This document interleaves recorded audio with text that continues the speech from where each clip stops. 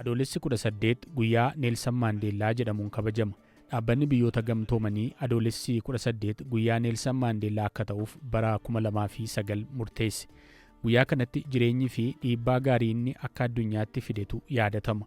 Neelsan Maandeellaa namoota jaarraa 20ffaa keessa addunyaa irratti dhiibbaa guddaa uumanii darban keessaa tokkodha. Afrikaa Kibbaa gita bittaa sirna apartaayidii jalaa baasuuf qabsoo taasifame keessatti adda dureen nama yaadatamudha.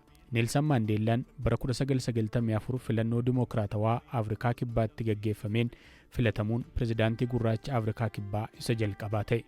Sana dura garuu qabsoo hidhannoo sirna apartaayidii irratti gaggeessuuf dhoksaan Itoophiyaa dhufuun leenjii loltummaa fudhatee ture.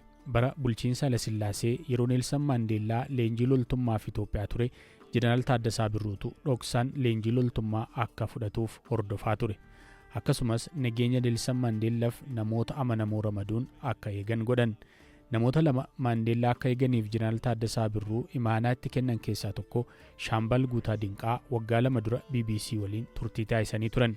Afrikaa Kibbaa koloneeffattee kan turte Ingiliziin Neelsan Maandeellaan Itoophiyaatti dhoksaan leenjii loltummaa akka fudhataa jiru bira gahuun ajjeesuuf murteessite.